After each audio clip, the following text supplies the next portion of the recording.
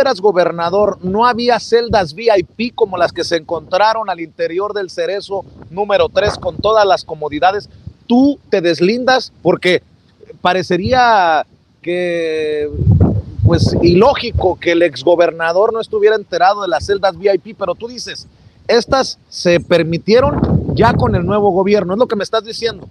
Sí, nosotros hicimos, Vicente, varios operativos al interior del Cerezo, con el propósito precisamente de generar una depuración en materia de armas, de drogas, de dinero, y también para desmantelar áreas de privilegio o para detectar este tipo de cosas.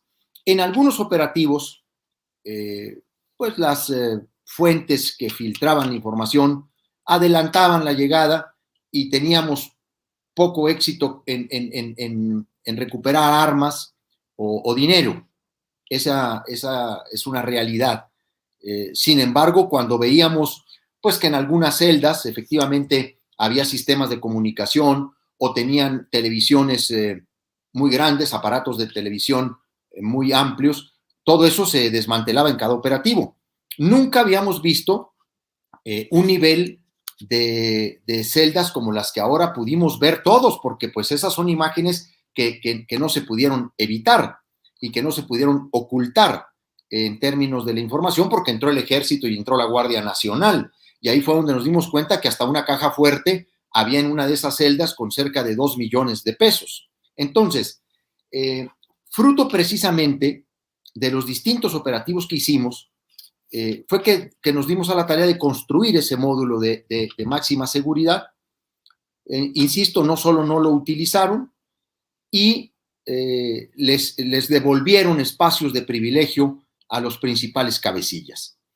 Y ahí es donde está una explicación que hay que dar, porque ahora resulta que todo está en el director del penal, en el director del Cerezo, y que la fulminante destitución aparece como la medida resarcitoria. Pues yo creo que esto es una burla y este es un intento de engaño a la sociedad chihuahuense. Digo, pues esto es para investigar al propio fiscal general del Estado, Roberto Fierro Duarte, al propio director de penitenciarías o de centros de redactación social del Estado, licenciado Luis Alfonso Harris, porque pues no solamente debería estar destituido este director, debería estar detenido por todo lo que ahí se encontró en el operativo, todo lo que ahí se logró asegurar, armas de alto poder, armas largas, que por supuesto pues no llegaron volando, entraron por la puerta principal del Cerezo. Pero hay otra omisión que ahí es donde yo llamo la atención y que me parece muy relevante comentarla contigo, Vicente.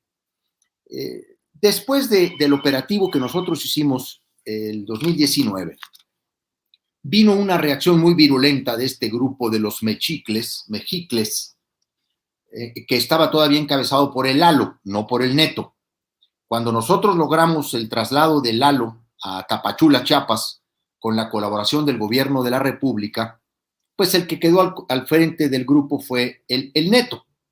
Sin embargo, después de este operativo, iniciamos una serie de gestiones para trasladar a reos de alta peligrosidad a centros penitenciarios de mayor seguridad.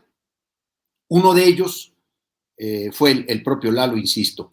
Y esto fue incluso después, días después de que mi escolta de seguridad fue agredida por elementos de este grupo al salir de mi casa, del fraccionamiento, una agresión que hasta donde pudimos saber por las investigaciones estaba dirigida contra mí, contra el director, mi jefe de seguridad, el capitán Escamilla, pero que por un cambio de ruta que hicimos de salida del fraccionamiento, pues a nosotros no nos tocó, sino al cambio de turno de la guardia. Y ellos fueron enfrentados a balazos, ellos resistieron. Afortunadamente, estos dos guardias de mi equipo de seguridad están vivos, aunque uno de ellos recibió 10 impactos de bala.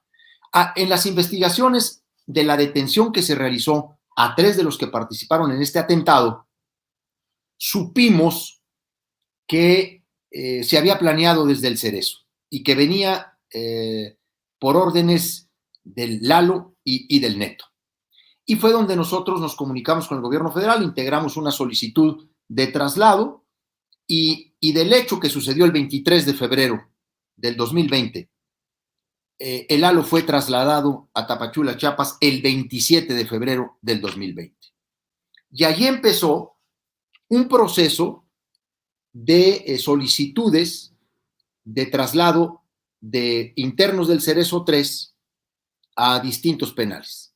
La pandemia interrumpió el proceso por un buen rato, no obstante nosotros tuvimos un control de ese penal, incluso fuimos de los centros penitenciarios en el país que menos muertes tuvo por COVID y retomamos todo el tema de los traslados en junio del 2021 y logramos concretar con el gobierno federal un gran acuerdo de traslado de reos federales.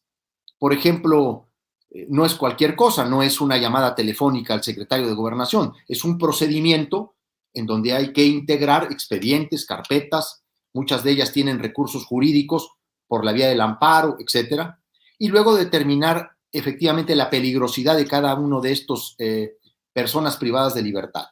Así logramos convenir con el gobierno federal un procedimiento de solicitud de traslado que concretamos en términos del acuerdo y de los expedientes que entregamos el 21 de junio del 2021.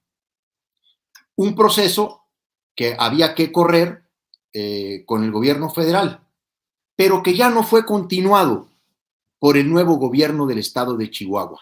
Abandonaron todo el trámite que nosotros formalmente habíamos iniciado. Bueno, de hecho, todo esto que ahora sucedió recientemente, ayer o antier, de traslado de estos reos a penales federales, pues es el mismo procedimiento que nosotros hicimos porque se trata de un trabajo también muy particular, muy riguroso, la integración de cada uno de esos expedientes. Y lo que ayer se concretó es exactamente lo que nosotros dejamos hecho, porque ellos no volvieron a hacer ningún tipo de gestión, no solo eso.